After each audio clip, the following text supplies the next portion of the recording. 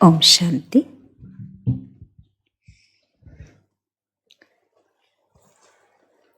75వ సంవత్సరం అవ్యక్త మురళీల్లో శివబాబా తెలియచేసిన విశేషమైన పాయింట్స్ తెలుసుకుందాం.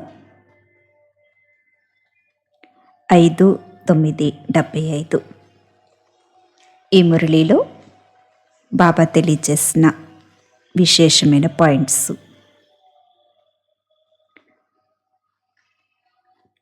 ఈ మురళీలో బాబా ఫరిస్తా స్వరూపం యొక్క స్థితి గురించి తెలియచేస్తున్నారు.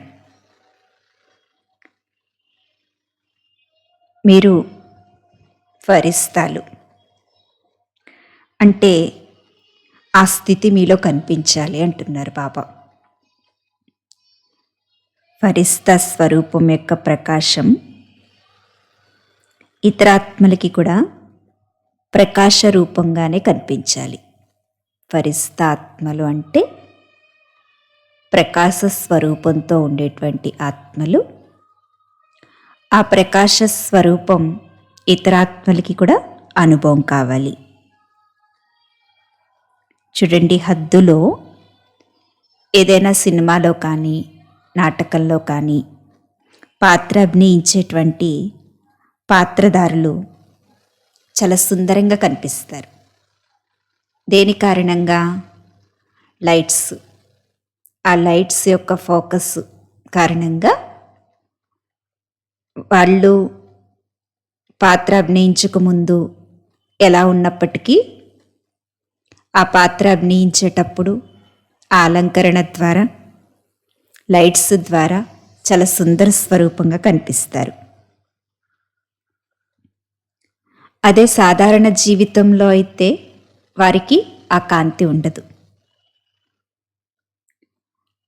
అంటే లైట్ యొక్క ఫోకస్ ఏం చేస్తుంది?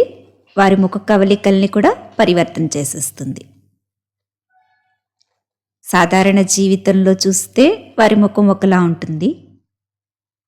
పాత్ర అభినయించేటప్పుడు స్టేజ్ పై చూస్తే వారి ముఖం చాలా అందంగా కనిపిస్తుంది. దీనికి కారణం ఏంటంటే లైట్స్ యొక్క ఫోకస్. అలాగే మీరందరూ ఎవరు? వారు స్థూలమైన సినిమాలలో, స్థూలమైన డ్రామాలలో పాత్ర అభినయించేటువంటి పాత్రధారులు. మీరు బేహద్ డ్రామాలో, ఈ విశ్వం అనేటువంటి బేహద్ డ్రామాలో హీరో హీరోయిన్ పాత్రధారులు. అలాగే మీరు ఏ కాంతిలో పాత్ర అభినయించాలి అంటే అవ్యక్త స్థితి అనేటువంటి కాంతిలో పాత్ర అభినయిస్తే మీరందరికీ కూడా అవ్యక్త ఫరిస్తాగా కనిపిస్తారు.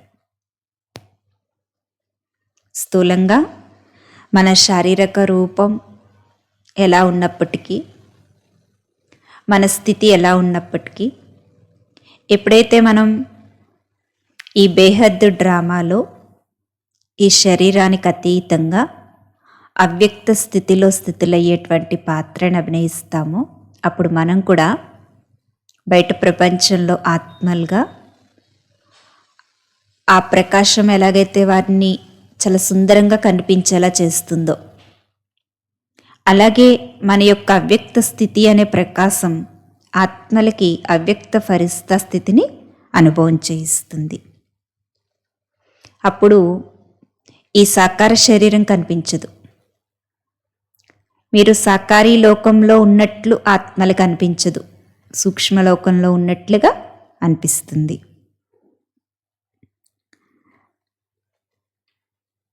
ఎప్పుడైతే ఆ లైట్స్ ఆధారంగా పాత్రధారి చాలా అందంగా కనిపిస్తారు, వారి పాత్ర కూడా చాలా ఆకర్షణీయంగా ఉంటుంది అందరికీ.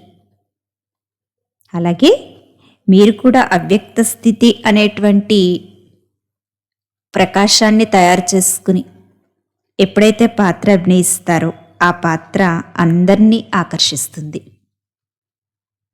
ఈ రోజుల్లో హద్దులో సినిమా అయినా డ్రామా అయినా కలియుగి మానవుల్ని ఆకర్షించటానికి ముఖ్య కేంద్రం. చూడకూడదనుకున్నా వదలకూడదనుకున్నా హద్దులో పాత్రధారులు తమ వైపు ఆకర్షితం చేసుకుంటూ ఉంటారు. దానికి ఆధారం మెయిన్ లైటింగ్, ప్రకాశం. అలాగే అంతిమ సమయంలో ఇప్పుడు పరిస్థితి ఎలా ఉంది అంటే మాయ యొక్క ఆకర్షణ అతి అయిపోయింది. ఈ స్థూల ఆకర్షణలు పెరిగిపోయినాయి బయట ప్రపంచంలో. ఇంకా ఈ అతి అనేది అంతిమ సమయానికి గుర్తు. అంతమైపోయేటప్పుడు ఆ స్థూలమైనటువంటి ఆకర్షణలన్నీ సమాప్తి అయిపోయి మీరు బేహద్ హీరో పాత్రధారులుగా జీరో స్వరూపంలో స్థితులై జీరో బాబాతో పాటు ప్రతి పాత్ర అభినయించేటువంటి దివ్య జ్యోతి స్వరూపులు. అంటే మీ స్థితి అనేటువంటి లైట్ మరియు వేదికపై ప్రతి పాత్ర కూడా అభినయించే డబల్ ఫరిస్తాలు ప్రతి ఆత్మని తమ వైపు స్వతహాగా ఆకర్షితం చేసుకుంటారు.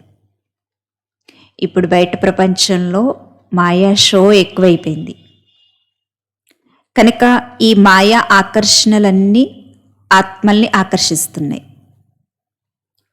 కానీ ఎప్పుడైతే అంతిమ సమయంలో ఈ మాయా ఆకర్షణ అంతా సమాప్తి అయిపోతుందో అప్పుడు బేహద్ హీరో పాత్రధారులైన మీరు, జీరో బాబాతో పాటు పాత్ర అభినయించేటువంటి మీరు,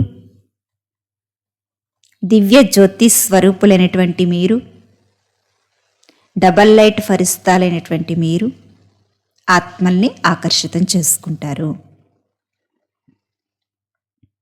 ఈనాటి ప్రపంచంలో డ్రామా కాకుండా అందరినీ ఆకర్షించే సాధనం ఏంటి? ఒకప్పుడు నాటకాలు ఇవన్నీ చూసేవారు, కానీ ఇప్పుడు వీటికంటే కూడా గొప్పగా ఆకర్షించే సాధనం ఏంటి? టీవీ. ఈ టీవీ ద్వారా బయట ప్రపంచంలో దృశ్యాలన్నీ కూడా ఆకర్షణీయంగా చూపిస్తున్నారు. ఈ ఆకర్షణ పడిపోయే కళ్ళలోకి తీసుకొచ్చేసింది. కానీ బాబా చెప్తున్నారు, ఎలాగైతే అక్కడ టీవీ అందరినీ ఆకర్షిస్తుందో అలాగే ఈ బేహద్ డ్రామాలో ఆత్మల్ని ఆకర్షించేటువంటి టీవీ ఏంటంటే ఫరిస్తా ఆత్మల యొక్క నయనాలు. ఈ నయనాల ద్వారా ఆత్మలకి ఎన్నో రకాలైనటువంటి దృశ్యాలు సాక్షాత్కారం అవుతాయి. ఫరిస్తాల నయనాలే ఒక దివ్య దూరదర్శినిలాగా టీవీలాగా పనిచేస్తాయి. ఫరిస్తాల మస్తకం ఎలా ఉంటుంది అంటే వారిలో మెరుస్తున్నటువంటి మణి ఆత్మలకి సెర్చ్ లైట్ వలె లైట్ హౌస్ సమానంగా స్వస్వరూపాన్ని, స్వమార్గాన్ని, శ్రేష్ఠ గమ్యాన్ని సాక్షాత్కారం చేయిస్తుంది. బాబా చెప్తున్నారు, ఫరిస్తాల యొక్క స్థితి ఒక దివ్య దూరదర్శినిలా పనిచేస్తుంది.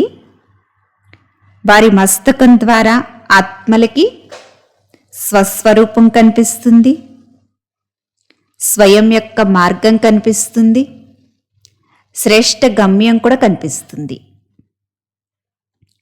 ఇలా అంతిమ సమయంలో ఈ స్థూలమైనటువంటి ఆకర్షణలన్నీ సమాప్తి అయిపోయినప్పుడు ఫరిస్తా ఆత్మల యొక్క ఆకర్షణ అందరికీ కూడా ఆకర్షితం చేస్తుంది.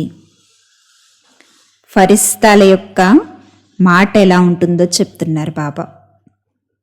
వారి యొక్క యుక్తియుక్త మాట, అమూల్య మాట ప్రతి వికారి ఆత్మను రత్నాలతో జోలెని నింపేదిగా ఉంటుంది.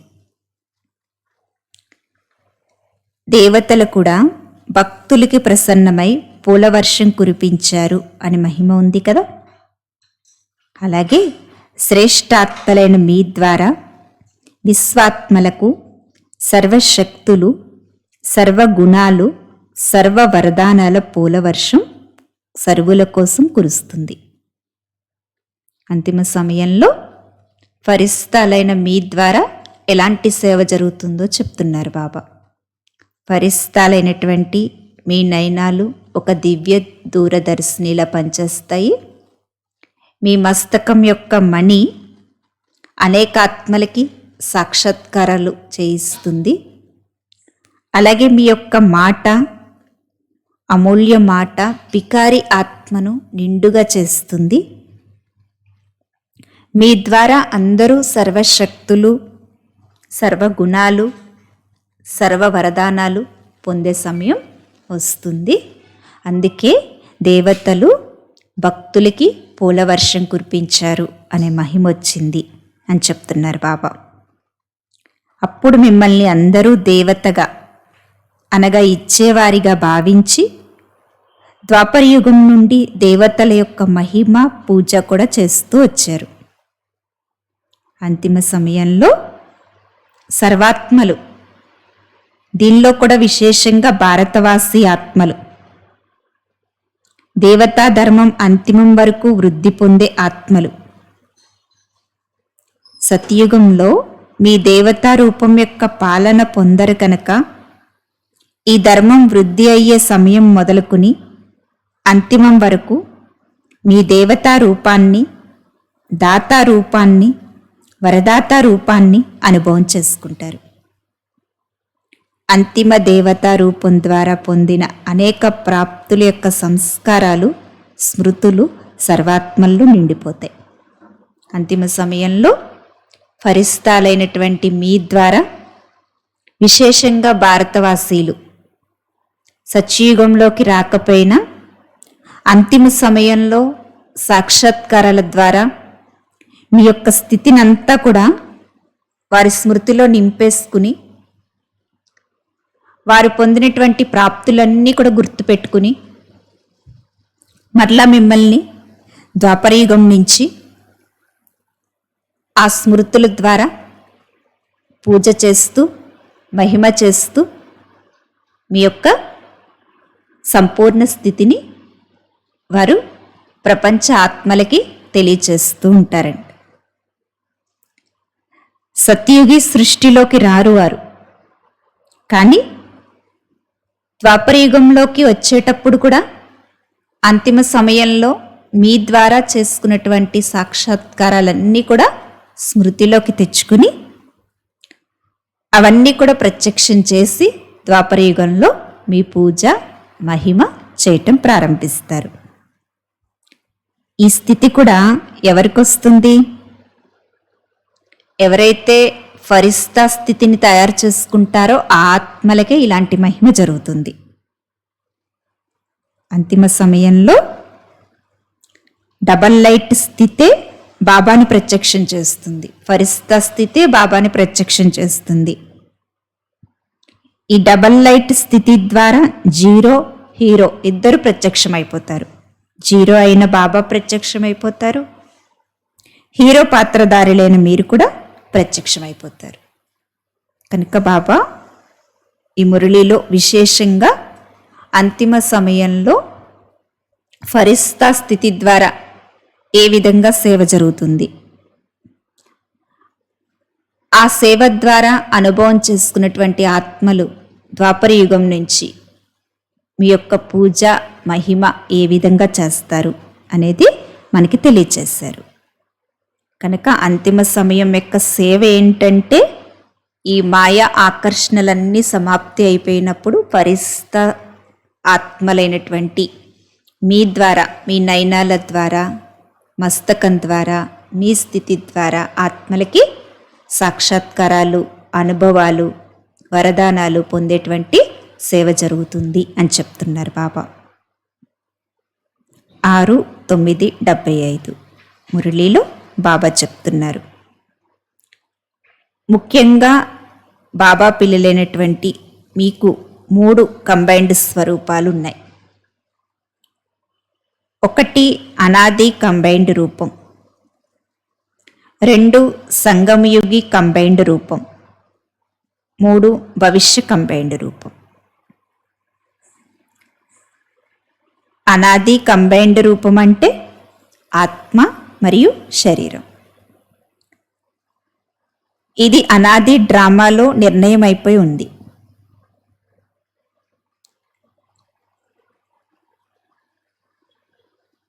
సంగమయుగి కంబైన్డ్ రూపం అంటే శివుడు మరియు శక్తి, శివశక్తి స్వరూపం. భవిష్య కంబైన్డ్ రూపం అంటే చతుర్భుజ విష్ణు రూపం. ఈ 3 కంబైన్డ్ రూపాలు సంగమయుగంలో బాబా మనకి అనుభవం చేయిస్తున్నారు. సంగమయుగం యొక్క కంబైన్డ్ రూపం శివశక్తి స్వరూపం. శివుడు లేకుండా శక్తులు ఏమీ కూడా చేయలేరు. శివశక్తులు అంటే కేవలం మాతలే కాదు, పాండవులు కూడా శక్తి స్వరూపులే. శివశక్తులు అంటే ఇది స్థూలంగా అక్కేలకే వర్తిస్తుంది, మాతలే అని కాదు. శక్తి స్వరూపులు అంటే దీనిలో మాతలు వస్తారు, పాండవులు అంటే అన్నయ్యలు కూడా వస్తారు. ఈనాటి జగద్గురువులు కూడా మీ యొక్క శివశక్తి స్వరూపానికి చాలా మహిమ చేస్తున్నారు. కనుక ఎప్పుడు కూడా ఈ సంగమయుగి కంబైన్డ్ రూపాన్ని మర్చిపోకండి అంటున్నారు బాబా. ఎందుకంటే ఈ కంబైన్డ్ రూపం మర్చిపోయి మీరు ఒంటరిగా భావిస్తున్నారు.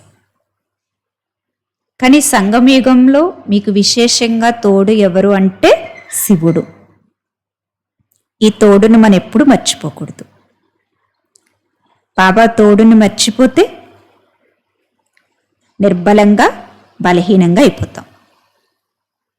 ఎప్పుడైతే శివుడు నాకు తోడు ఉన్నారు, నేను శివశక్తిని అని కంబైన్డ్ స్వరూపంలో ఉంటామో అప్పుడు మనకి వెంటనే ఆ స్వమానం ద్వారా శక్తి స్వరూపం అనుభవం అయిపోతుంది.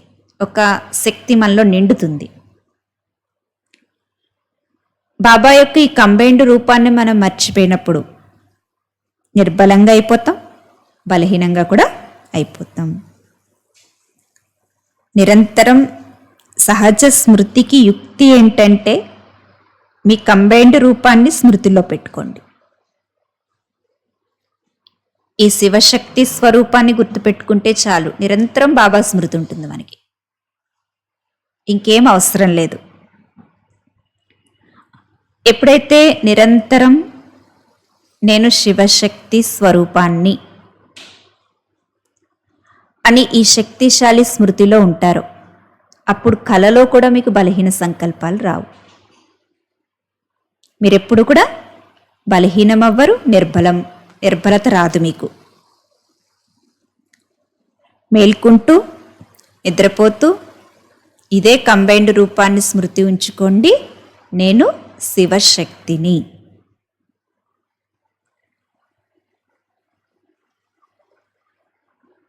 ఎందుకంటే ఇలాంటి తోడు కానీ, ఇలాంటి సాంగత్యం కానీ, స్నేహితుడు కానీ మనకెప్పుడు దొరకరు. బాబాని తోడుగా అనుభవం చేసుకోండి, ఎప్పుడు బాబా సాంగత్యంలో ఉండండి, స్నేహితుడుగా అనుభవం చేసుకోండి. ఎందుకంటే ఇటువంటి స్నేహితుడు మరలా మనకి ఇంకెప్పుడు దొరకరు. చాలా జన్మల నుండి మనం ఆత్మల సాంగత్యంలో ఉన్నాం. ఆత్మల సాంగత్యం ద్వారా మనం పొందిందేంటి? దుఃఖం. కానీ ఇప్పుడు బాబా సాంగత్యంలోకి వచ్చాం. కనుక ఎప్పుడైతే బాబా సాంగత్యాన్ని అనుభవం చేసుకుంటూ ఈ స్వమానంలో స్థితులవుతామో అప్పుడు ఇంకెప్పుడు కూడా మనకి దుఃఖం అనేది అనుభవం కాదు అని చెప్తున్నారు బాబా. కానీ మీరేం చేస్తున్నారు? ఒక్కొక్కసారి బాబా సాంగత్యాన్ని మర్చిపోయి ఇతరుల సాంగత్యంలోకి వెళ్ళిపోతున్నారు. కొందరు వైభవాలను, కొందరు వ్యక్తులను సహచరులుగా తయారు చేసుకుంటున్నారు. వారి సాంగత్యాన్ని నిలుపుకోవటంలో ఎంతగా నిమగ్నమైపోతున్నారంటే బాబాకి చేసిన ప్రతిజ్ఞ గురించి కూడా నిర్లక్ష్యం చేస్తున్నారు. ఎప్పుడూ బాబాతో కంబైన్డ్గా ఉంటాం, ఒక్క సెకండ్ కూడా బాబా నుండి వేరు కాము అని బాబా ముందు ప్రతిజ్ఞ చేస్తున్నారు. మరలా ఏం చేస్తున్నారు పిల్లలు? ఏ ఒక వైభవాలకి వశమైపోతున్నారు, లేక వ్యక్తుల్ని సహచరులుగా చేసుకుంటున్నారు, తోడుగా చేసుకుంటున్నారు. చేసుకుని బాబాతో చేసిన ప్రతిజ్ఞను కూడా మర్చిపోతున్నారు. నిర్లక్ష్యం కూడా చేసేస్తున్నారు బాబాని.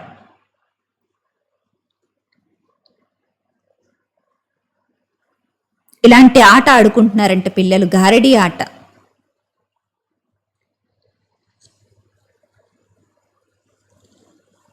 ఎంత నిర్లక్ష్యంగా ఉంటున్నారంటే పిల్లలు, బాబా ఏమో ఎదురుగా వస్తున్నారు, పిల్లలు బాబాని చూస్తూ కూడా చూడట్లేదు. బాబా చెప్పినవి వినిపిస్తున్నా కానీ వినిపించుకోవటం లేదు. ఇలాంటి ఆట ఇప్పుడు ఆడకండి. ఎప్పుడు కూడా మీ యొక్క కంబైన్డ్ రూపాన్ని స్మృతి ఉంచుకోండి. అప్పుడే సాతి అయిన బాబా తోడుని మీరు నిలుపుకోగలుగుతారు. బాబాని నిర్లక్ష్యం చేశారనుకోండి, బాబా కూడా మీకు దూరం అయిపోతారు. బాబా స్మృతి లేని చోట బాబా కూడా ఉండరు. కనుక ఎప్పుడు కూడా బాబా ఇచ్చినటువంటి కంబైన్డ్ స్వరూపాన్ని మర్చిపోకండి, ఒంటరిగా భావించకండి. మీరు నిర్లక్ష్యం చేసి వైభవాల ఆకర్షణలోకి వెళ్ళిపోయి వ్యక్తులన్నీ సహచరులుగా చేసుకుని బాబా తోడుని మర్చిపోతే,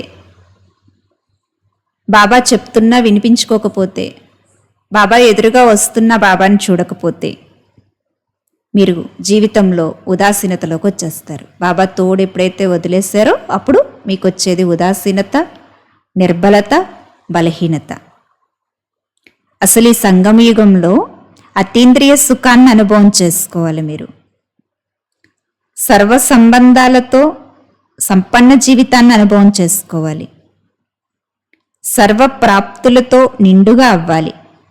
కానీ ఎప్పుడైతే మీరు బాబా తోడుని మర్చిపోతారో అప్పుడు మీ జీవితం నీరసంగా, నిస్సారంగా, అసారంగా అనుభవం అవుతుంది.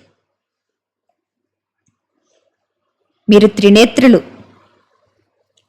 కానీ బాబా తోడుని మర్చిపోయినప్పుడు దారి మర్చిపోతున్నారు. మీరు ఏం చేయాలో, ఎక్కడికి వెళ్ళాలో కూడా తెలియట్లేదు. ఆ సమయంలో మీ కర్మల పరిణామాన్ని కూడా మీరు మర్చిపోతున్నారు. దానివల్ల వచ్చేటువంటి ఫలితాన్ని కూడా మీరు మర్చిపోతున్నారు. ఆ సమయంలో బాప్దాదా ఏం చేస్తారు? బాబా ఎదురుగా ఉన్నప్పటికీ బాబా తోడు మీకు కనిపించట్లేదు. బాబా చెప్తున్నప్పటికీ బాబా మాటలు మీకు వినిపించట్లేదు. నిర్లక్ష్యంగా అయిపోతున్నారు. ఆ సమయంలో బాప్దాదా మాత్రం ఏం చేస్తారు? బాబా ఒక్కొక్కసారి పిల్లల్ని సంతోషపరుస్తారు, అలక తీరుస్తారు. అయినా కానీ పిల్లలు తుంటరితనం చేస్తున్నారు. ఆ సమయం అయిపోయిన తర్వాత మరలా బాబాని సంతోషపరుస్తున్నారు. కంబైన్డ్ స్వరూపాన్ని మర్చిపోతున్నారు. బాబాతో చేసిన ప్రతిజ్ఞను మర్చిపోతున్నారు. బాబా తోడును వదిలేస్తున్నారు. అన్నీ చేసేసి మరలా బాబాని సంతోషపరుస్తున్నారు. తుంటరి వారిగా అయిపోతున్నారు. పిల్లలు చాలా చతురమైన వారు అంటున్నారు బాబా. జ్ఞానస్వరూపుడైన బాబాకి కూడా స్మృతి ఇప్పిస్తున్నారు. ఏమని స్మృతి ఇప్పిస్తున్నారో తెలుసా? మీరు క్షమాసాగరులు, కృపాలు, దయాసాగర్లు, ఇలాంటి మాటలతో బాబాని సంతోషపరుస్తున్నారు. కానీ బాబా ఏం చేస్తారు? ఇవన్నీ చెప్పినా బాబా ఏం చేస్తారు? ప్రేమ, నియమం రెండింటి సమానతలో ఉంటారు బాబా. ప్రేమ ఇచ్చే చోట ప్రేమ ఇస్తారు, నియమం చెప్పే చోట నియమం చెప్తారు. ఎక్కడ ఎలా ఉండాలో అలా ఉంటారు బాబా. మనం బాబాని మర్చిపోయి బాబా తోడును వదిలేసి వ్యక్తుల సాంగత్యంలోకి, వైభవాల ఆకర్షణలోకి వెళ్ళిపోయి తిరిగి బాబాని సంతోషపెట్టేశాం అనుకున్నా కానీ బాబా ఏం సంతోషపడరు. అక్కడ మరలా బాబా తన యొక్క రూపాన్ని మార్చుకుంటారు. నియమంలోనే ఉంటారు బాబా. ఆ నియమాన్ని ఏం తప్పరు. ప్రేమిచ్చే చోట ప్రేమిస్తారు, నియమం చెప్పే చోట నియమం చెప్తారు. కనుక బాబాని సంతోషపెట్టేశామనుకోకండి. బాబా మీపై ఎంత విశ్వాసం పెట్టుకుంటున్నారో అలాగే మీరు కూడా బాబాని తోడు పెట్టుకుని నడుచుకోండి. ఎందుకంటే బాబాని తోడుని వదిలేస్తే వచ్చేటువంటి నష్టం చెప్పారు బాబా. మీరు నిర్బలులైపోతారు, బలహీనమైపోతారు, ఉదాసీనంగా అయిపోతారు. మరలా బాబా తోడు మీకు లభించాలన్నా చాలా కష్టమైపోతుంది. కనుక సంగమయుగం యొక్క కంబైన్డ్ స్వరూపం శివశక్తి స్వరూపం. ఈ స్వరూపాన్ని ఎప్పుడు మర్చిపోకండి. బాబా తోడును వదిలిపెట్టకండి, బాబాని నిర్లక్ష్యం చేయకండి అని చెప్తున్నారు బాబా.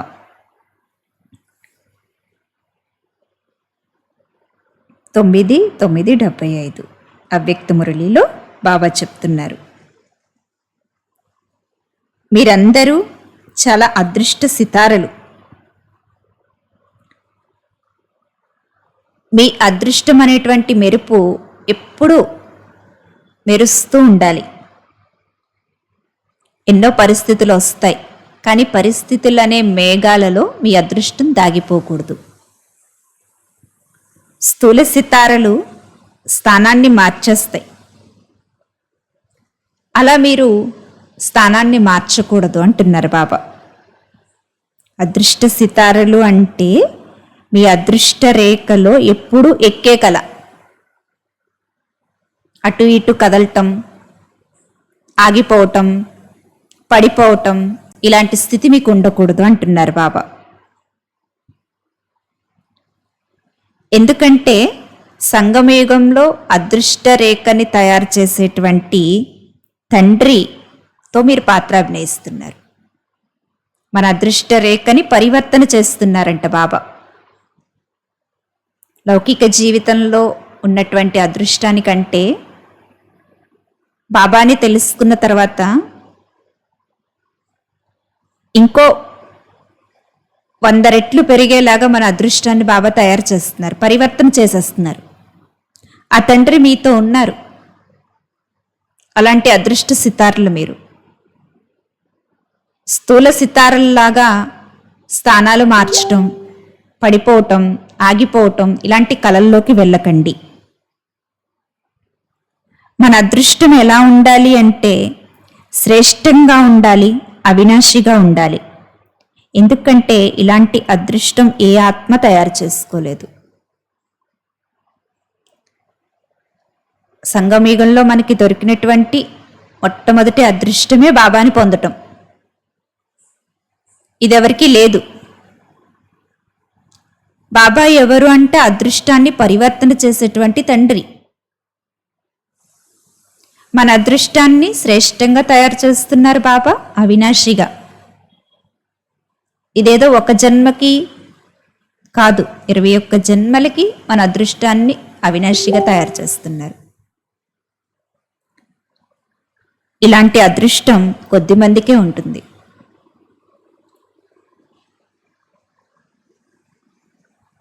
ఇలా అదృష్టాన్ని తయారు చేసుకునేవారు ఎలా ఉంటారో తెలుసా అని అడుగుతున్నారు బాబా. అదృష్టవంతులు గుర్తులేంటో చెప్తున్నారు. అదృష్టవంతులు అంటే ప్రతి సంకల్పంలో, మాటలో, కర్మలో తండ్రిని అనుసరించేవారిగా ఉంటారు.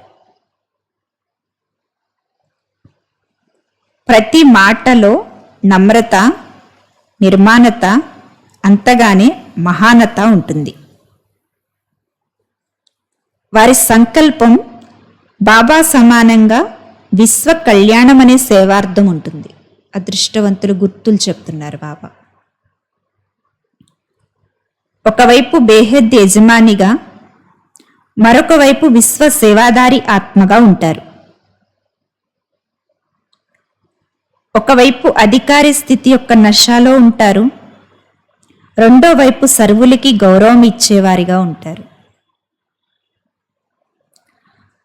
వారు అధికారి స్థితిలో వారు ఉంటారు, మరోవైపు సర్వాత్మలకి గౌరవాన్ని ఇస్తారు. అధికారిని అని అనుకుంటూ అహంకారంలోకి రారు. ప్రతి ఒక్క ఆత్మకి గౌరవాన్ని ఇస్తారు. బాబా సమానంగా ప్రతి ఆత్మకు దాతగా, వరదాతగా ఉంటారు. శత్రువైనా కానీ ఏదో ఒక జన్మలో మిగిలిపోయిన కర్మల ఖాతాను పూర్తి చేసేందుకు నిమిత్తమైన ఆత్మ అని భావించి పడవేయటానికి నిమిత్తమైన ఆత్మని కూడా తమ శ్రేష్ఠ స్థితి ద్వారా సంస్కారాల ఘర్షణ జరుగుతున్న ఆత్మ పట్ల కూడా ద్వేషం పెట్టుకునే ఆత్మకు కూడా ఇలా సర్వాత్మల పట్ల దాతగా వరదాతగా ఉంటారు. అదృష్టవంతులు అంటే బాబా సమానంగా దాతగా వరదాతగా ఉంటారు అంటున్నారు బాబా. శత్రువుల్ని కూడా ఏమనుకుంటారంటే ఈ ఆత్మతో నాకు మిగిలిపోయినటువంటి కర్మల ఖాతా పూర్తయిపోతుంది అని భావించి వారిని కూడా ప్రేమిస్తారు. ఎవరైనా వాళ్ళని పడేయాలని చూసినా తమ శ్రేష్ఠ స్థితి ద్వారా వారిని కూడా ఉన్నతంగా చేస్తారు. ఎవరితో సంస్కారాల ఘర్షణ ఉన్నా, ఏ ఆత్మైనా వారిపై ద్వేషం పెట్టుకున్నా వారికి కూడా ఇచ్చేటువంటి దాతగా వరదాతగా ఉంటారు. తిరస్కరించే ఆత్మను కూడా కళ్యాణకారి ఆత్మగా అనుభవం చేసుకుంటారు. గ్లాని యొక్క మాటలను, నింద యొక్క మాటలను మహిమ మరియు గాయనం వల్ల అనుభవం చేసుకుంటారు. ఎవరైనా వారిని నిందిస్తున్నా మహిమ చేస్తున్నారు ఈ ఆత్మలు నన్ను అనుకుంటారంట వాళ్ళు. చూడండి, ద్వాపర యుగం నుండి మీరందరూ బాబాని గ్లాని చేశారు, కానీ బాబా దాన్ని మహిమగానే స్వీకరించారు కానీ గ్లాని అనుకోలేదు. అలాగే అదృష్టవంతులైన ఆత్మలు గుర్తులేంటంటే ఏదైనా ఒక ఆత్మ వారిని నిందిస్తున్నా కూడా మహిమ చేస్తుంది అనుకుంటారు కానీ నిందిస్తుంది అనుకోరంట. అంటే సమాన స్థితి వాళ్ళకి ఉంటుంది అంటున్నారు బాబా. మనం బాబాను ఎంతో నిందించాం ద్వాపర యుగంలో, అయినా కానీ బాబా మనల్ని గ్లాని చేయలేదు. అంతేకాకుండా అలా గ్లాని చేస్తూ భక్తి చేసిన దానికి ఫలంగా ఈ జ్ఞానాన్ని మనకిచ్చారు. ద్వేషించలేదు బాబా, మరింత దయాహృదయులయ్యారు. అలాగే మీరు కూడా ఈ విషయంలో తండ్రిని అనుసరించండి. ఎవరైనా మిమ్మల్ని నిందిస్తున్నా బాబా సమానంగా ఆత్మ పట్ల కూడా దయాభావం పెట్టుకోండి, ద్వేషం పెట్టుకోకండి అంటున్నారు బాబా. ఇది బాప్ సమాన స్థితి. ఈ స్థితి అదృష్టవంతులైన ఆత్మలకే ఉంటుంది అంటున్నారు బాబా. ఇలా తండ్రిని అనుసరించేవారే శ్రేష్ఠ అదృష్టవంతులు. అన్ని విషయాలలో బాబాని ఫాలో చేసేవారే శ్రేష్ఠ అదృష్టవంతులు. బాబా నుండి విముఖమైన ఆత్మల్ని కూడా తమ వారిగా చేసుకుని తనకంటే ఉన్నత ప్రాలబ్ధాన్ని ప్రాప్తింపచేస్తారు. అదృష్టవంతులు బాబా నుంచి విముఖమైన ఆత్మల్ని కూడా దగ్గరికి చేసుకుని తమకంటే గొప్ప ప్రాప్తి పొందేలాగా వారిని తయారు చేస్తారు. శ్రేష్ఠ అదృష్టవంతులైన పిల్లలు బాబా సమానంగా ప్రతి ఆత్మను తమ కంటే ముందుకు తీసుకువెళ్ళాలి అనే శుభభావన పెట్టుకుంటూ విశ్వ కళ్యాణకారిగా అవుతారు. వీరినే నిరంతర యోగి అని అంటారు. ఇలాంటి ఉన్నత గమ్యాన్ని పొందేవారు మాటను భావాన్ని కూడా పరివర్తన చేసుకుంటారు. నిందను స్థుతిలోకి పరివర్తన చేసుకుంటారు. గ్లానిని మహిమలోకి పరివర్తన చేసుకుంటారు. తిరస్కారాన్ని సత్కారంలోకి పరివర్తన చేసుకుంటారు. అవమానాన్ని స్వ అభిమానంలోకి పరివర్తన చేసుకుంటారు. అపకారాన్ని ఉపకారంలోకి పరివర్తన చేసుకుంటారు. మాయా విఘ్నాల్ని కూడా బాబా సంలగ్నతలో నిమగ్నమయ్యే సాధనంగా భావించి పరివర్తన చేసుకుంటారు. ఈ విధంగా బాబా సమానమైన వారే సదా విజయీ అష్టరత్నాలు, భక్తులకి ఇష్టదేవతలు.